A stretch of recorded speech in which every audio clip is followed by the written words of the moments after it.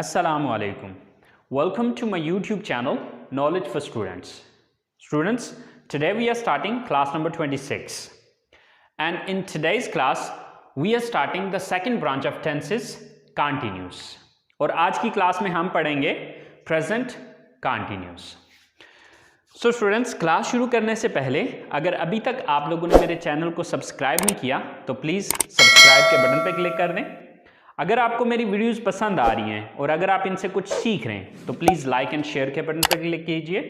और अगर आपको कोई कन्फ्यूजन हो रहा है, कोई मसला हो रहा है, तो आप लोग कमेंट्स बॉक्स में जाके कमेंट्स कर सकते हैं। And one more thing students, अगर आप में से कोई भी स्टूडेंट्स मेरा व्हाट्सएप ग्रुप ज्वाइन करना चाहते हैं तो आप लोग मैं डिस्क्रिप्शन के अंदर आप लोगों के लिए अपना कॉन्टैक्ट नंबर व्हाट्सएप का दे रहा हूँ, तो आप लोग जो है अपने नाम के साथ जो है वो मुझे टेक्स्ट कीजिएगा, मैं आपको उस ग्रुप में ऐड कर लूँगा।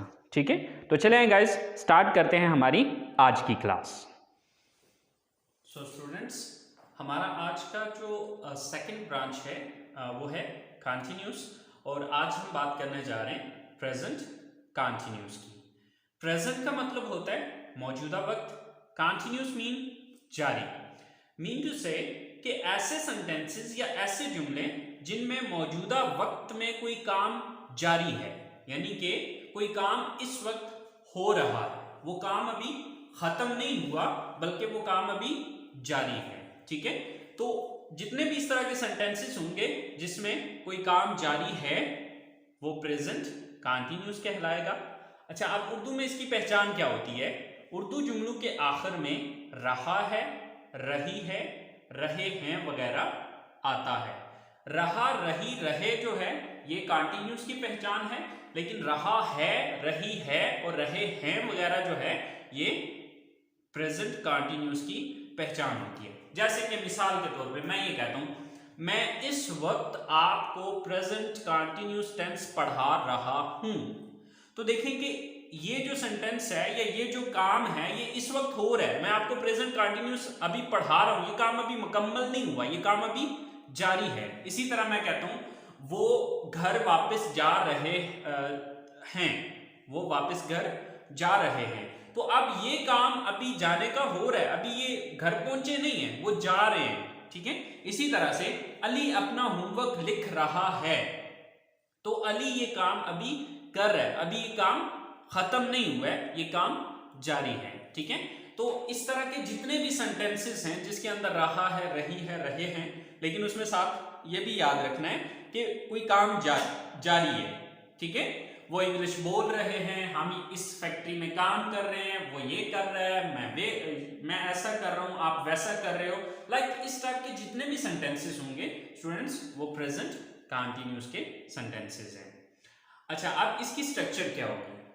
Subject plus is am are plus first form with I N G. ठीक है, इसको फोर्थ फॉर्म भी कहते हैं और आप इसको फर्स्ट फॉर्म विद आईएनजी भी कह सकते हैं, प्लस ऑब्जेक्ट। ठीक है, अच्छा, अब आपके माइंड में एक चीज आ रही होगी कि सर आपने ये चीज कही थी कि फर्स्ट फॉर्म प्रेजेंट में आएगी, तो यहां पर तो फर्स्ट फॉर्म के साथ आईएनजी आ गया, तो ये फर्स्ट फॉर्म कैसे हुई? तो स्टूडेंट्स, यहां पे जो फर्स्ट फॉर्म आ रही है वो इज एम आर आ रहा है। ठीक है, ये एक्चुअली बी की फर्स्ट फॉर्म होती है। ठीक है, बी की ही शेप्स हैं इज एम आर। बहरहाल आपको बी में अभी जाने की जरूरत नहीं है, वो आगे डिटेल में मैं आपको बताऊंगा। ठीक है, अभी आपने इसमें कंफ्यूज नहीं होना, बस सिंपल आपने ये याद रखना है कि इज एम आर जो है ये बेसिकली फर्स्ट फॉर्म है। कंटिन्यूस टेंस के अंदर जिस तरह से रहा है, रही है, रहे हैं वगैरह आता है, रहा, रही, रहे जो है वो कंटिन्यूस की पहचान है। इसी तरह से आपने ये बात याद रखनी है कि इसमें जो वर्ब आएगा कंटिन्यूस टेंस में वो आईएनजी फॉर्म में ही आएगा। ठीक है, वो चाहे पास्ट कंटिन्यूस है, चाहे प्रेजेंट कंटिन्यूस है, चाहे फ्यूचर कंटिन्यूस है। उसमें जो असल में वर्ब दो तरह के होते हैं, एक होता है हेल्पिंग वर्ब और एक होता है रियल वर्ब। ठीक है, ये जो आईएनजी फॉर्म में आएगा वो रियल वर्ब आएगा, हेल्पिंग वर्ब ये है। ठीक है, और ये जो है ये आपका रियल वर्ब है। ठीक है, तो यहां पर इज एम आर जो है subject plus is am are plus first form plus with ING plus object. ठीक है, तो यहां पर helping verb is am are आ रहा है। ठीक है, अच्छा, अब सवाल ये पैदा होता है कि ये तीन वर्ड्स हैं, इन तीनों में से कोई एक यूज करना होता है, यानी कि ये तीनों एक साथ या इनमें से कोई दो एक साथ इस्तेमाल नहीं होते, बल्कि तीनों में से कोई एक चूज किया जाता है। तो अब हमें ये चीज देखनी है कि कैसे चूज करेंगे कि यहाँ पे मैं किसी सेंटेंस के अंदर इज लगाऊं, एम लगाऊं या आर लगाऊं। तो स्टूडेंट्स इसके लिए ये चीज है कि he, she, it and singular noun हो तो उसके साथ आप क्या लगाएंगे, इज लगाएंगे। If the subject is he, she, it and singular noun, okay, then you will use is. If the subject is I, अगर आपका सब्जेक्ट जो है वो I है तो I के साथ हमेशा am आएगा, ठीक है। अच्छा, अब अगर आपका subject we, you, they and plural noun, यानी कि अगर आपका सब्जेक्ट we है, you है, they है या फिर प्लूरल नाउन यानी कि दो या दो से ज्यादा नाम है, तो फिर उस सूरत में आप आर का यूज करेंगे, ठीक है। सो आई होप सो आपको ये चीज समझ में आ गई होगी। If the subject is he, she, it and singular noun then you will use is. If the subject is I then you will use am, and if the subject is we, you, they and plural noun then you will use are, okay. So let's make some sentences and let's convert them into English. So students, हमारे पास सबसे पहला sentence है वो cricket खेल रहे हैं। So subject कौन है यहाँ पर, they, यानी कि वो ज्यादा है, they। अब they के साथ is नहीं आएगा, am नहीं आएगा, बल्कि they के साथ are आएगा, they are, क्योंकि इन तीनों में से कोई एक चूज करना है, we have to choose one, right? Then first form of the verb with ing. So what is the verb here? Khelna, right? So what is the English of khelna? It's play. And with first form we have to increase ing, so it will become playing. They are playing. So what are they playing? What is the object here? क्या चीज कर रहे हैं वो, क्या खेल रहे हैं, cricket. So cricket. They are playing cricket. वो क्रिकेट खेल रहे हैं। सेकेंड सेंटेंस है हमारे पास, आलिया अपनी क्लास के लिए तैयार हो रही है, write. So who is the subject here? Here Alia. So Alia.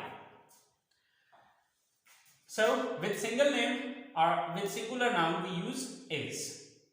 Alia is. So what is the verb here? Verb क्या है यहाँ पे? So it's तैयार होना.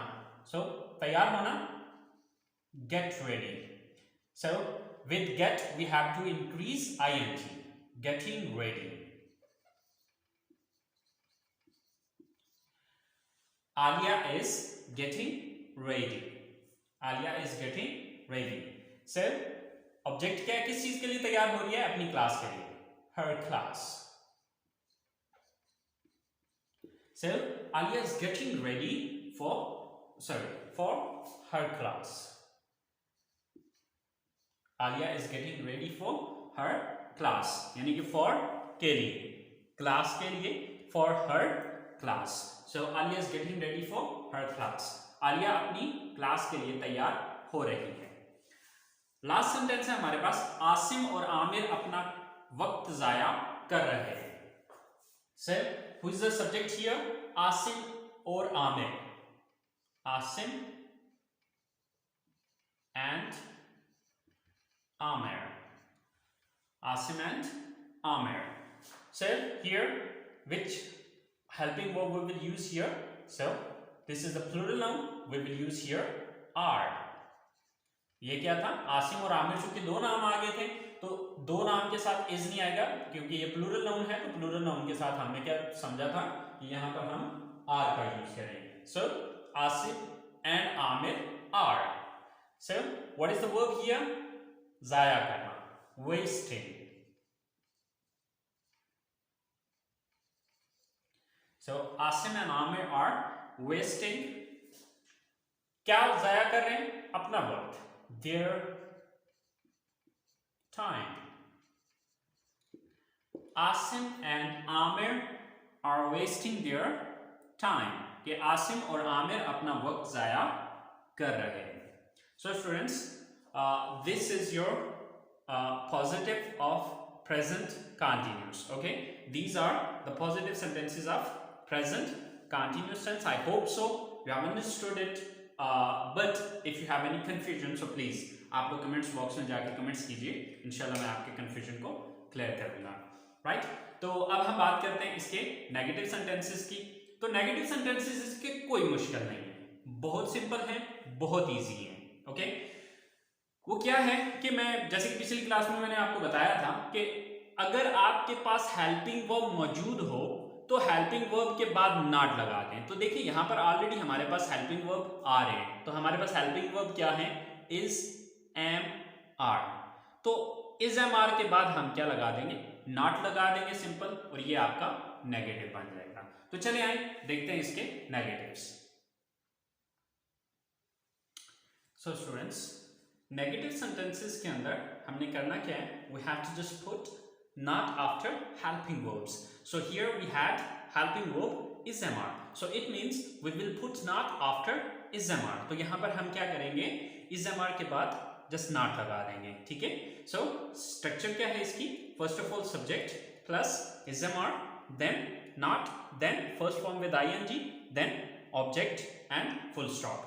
यानी कि बाकी सब कुछ पॉजिटिव सेंटेंसेस वाला सब कुछ सेम है, फर्क सिर्फ इतना है कि इज एम आर के बाद हमने नॉट लगाया है.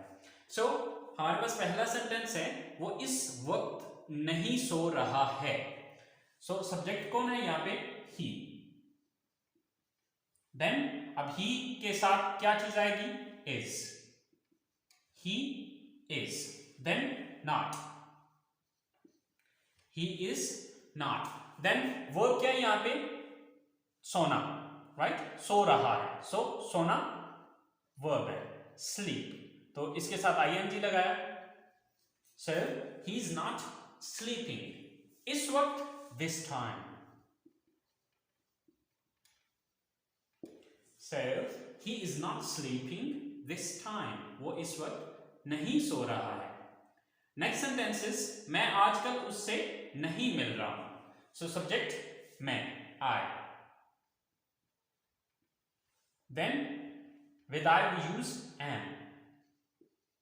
I am. Then not. I am not. Verb मिलना, मुलाकात करना, meet. So with ing it's meeting. So I'm not meeting. किससे नहीं मिलता हूं, उससे, यानी कि वो एक लड़का है, him.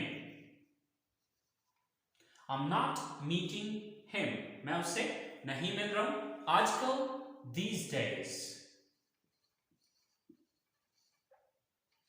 So I'm not meeting him these days. मैं आजकल उससे नहीं मिल रहा हूं. लास्ट सेंटेंस है हमारे पास, हम उसके साथ काम नहीं कर रहे हैं. सिर्फ सब्जेक्ट हम, we, then are, we are, then not, we are not. What is the verb here, काम करना, work. So with ING it's working. We are not working, उसके साथ with him. So we are not working with him. हम उसके साथ काम नहीं कर रहे. So students, ये इसके negative sentences हैं. I hope so you have understood. And now we're going to talk about its interrogative sentences, and I hope so you know better that how to make its interrogative sentences. उम्मीद है कि आप लोगों को पता होगा कि इसके interrogative कैसे बनाने, क्योंकि मैंने आपको एक फार्मूला बताया था, अगर आपको याद हो. ओके, और वो फार्मूला क्या था कि आपने देखना ये है कि किस लफ्ज के बाद हमने नॉट लगाया था नेगेटिव बनाने के लिए. तो हमने किस लफ्ज के बाद लगाया था, इन तीनों वर्ड्स के बाद. सो it means if we take these three words at the start of sentence, so it will convert it into interrogative sentences. तो अब ये क्या हो जाएगा, अगर हम इस एमआर को उठा के यहाँ पर लगा देते हैं और नॉट को खत्म कर देते हैं, तो ये हमारा इंट्रोगेटिव सेंटेंस बन जाएगा. तो चलिए देखते हैं हमारे इंट्रोगेटिव सेंटेंसेस को। स्टूडेंट्स, तो ये है हमारे इंट्रोगेटिव सेंटेंसेस की स्ट्रक्चर। जैसे कि पीछे मैं बता चुका हूँ कि हेल्पिंग वर्ब्स को उठा के हमने सेंटेंस के शुरू में ले आना है, तो वो हमारे इंट्रोगेटिव सेंटेंसेस बन जाएंगे। सो यहाँ पर is am are plus subject plus first form with ING plus object and at the end there is a question mark. Sir हमारे पास पहला सेंटेंस है, क्या वो अपना होमवर्क लिख रही है। First of all subject helping verb is am are में से, तो चूंकि सब्जेक्ट है हमारे पास शी, तो शी के साथ इज आता है, तो सबसे पहले इज लगेगा। देन सब्जेक्ट कौन है, she, is she. Then verb क्या है, यहाँ पे काम कौन सा कर रही है, वो लिख रही है। सो लिखना की इंग्लिश है write. So with ING it's writing. Is she writing. सो क्या लिख रही है, अपना homework, her homework. Is she writing her homework? क्या वो अपना होमवर्क लिख रही है। सेकंड सेंटेंस है हमारे पास, क्या बच्चे आपको तंग कर रहे हैं। बच्चे, क्योंकि बच्चे ज्यादा हैं, प्लूरल हैं, तो आप उसके लिए हम क्या लगाएंगे, आर लगाएंगे। और the children,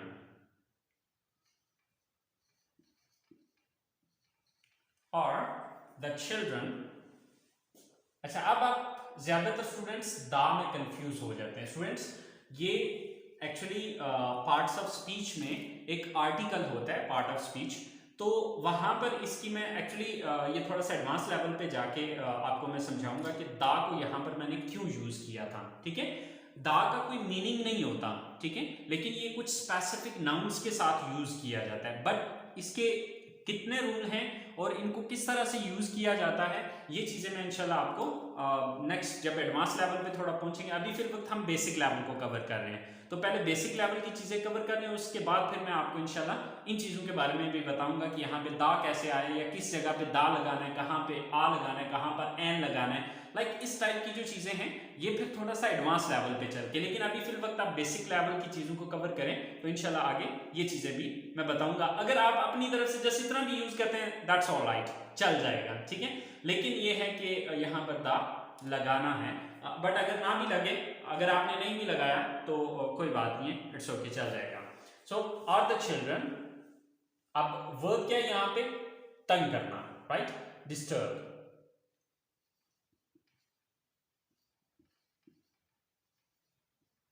With ing it's disturbing. Are the children disturbing?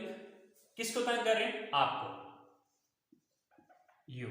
Are the children disturbing you? क्या बच्चे आपको तंग कर रहे हैं। अब इसकी जगह टीज लगाना चाहते हैं तो वो भी आप लगा सकते हैं। देखिए इंग्लिश में एक ही वर्ड के कई मीनिंग्स होते हैं और उर्दू में एक ही वर्ड की कई आगे इंग्लिशेस होती हैं, ठीक है। तो आप अपनी मर्जी से यहाँ पे टीजिंग लगाएं या फिर डिस्टर्बिंग लगाएं, it's depend in you, right.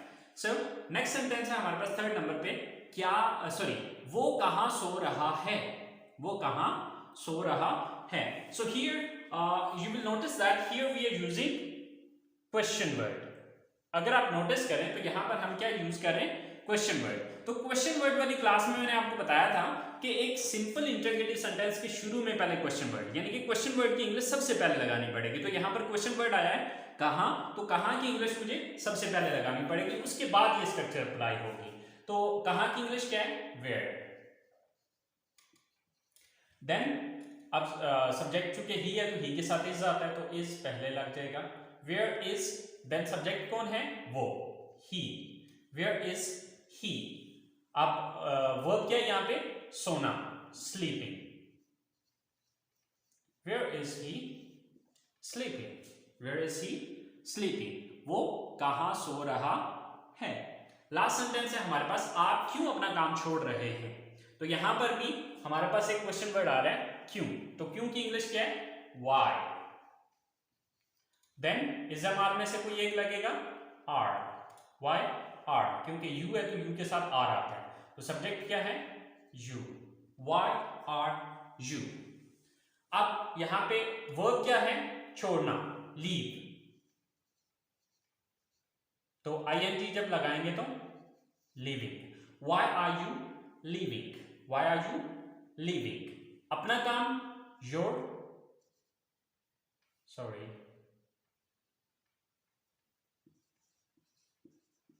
Why are you leaving your job या why are you leaving your work. अब वर्क लगाएं, जॉब लगाएं, in both condition it's correct, ठीक है। So why are you leaving your job, आप अपनी job क्यों छोड़ रहे हैं या आप अपना काम क्यों छोड़ रहे हैं, राइट। सो स्टूडेंट्स, ये हमारे इंट्रोगेटिव सेंटेंसेस थे। I hope so present continuous tense आपका समझ आ गया होगा आपको, लेकिन फिर भी अगर आपको कोई भी कंफ्यूजन हो तो प्लीज़ कमेंट्स बॉक्स में जाके आप लोग कमेंट्स कर सकते हैं। इंशाल्लाह मैं आपका जो भी कंफ्यूजन होगा क्लियर कर दूंगा। तो अब स्टार्ट करेंगे हम इंशाल्लाह नेक्स्ट अगली क्लास में पास्ट कंटिन्यूस को। बट अगर आपको प्रेजेंट कंटिन्यूस की समझ आ गई है तो पास्ट कंटिन्यूस और फ्यूचर कंटिन्यूस आपको कोई प्रॉब्लम नहीं करेगा, ये आपके लिए कोई मसला नहीं है। वही रूल अप्लाई होगा first form, second form and first form with will, ठीक है। बहरहाल ये चीज़ आप कल डिस्कस करेंगे। तो अगली क्लास तक के लिए इजाज़त दीजिए, दुआ में याद रखिएगा। अल्लाह हाफिज़।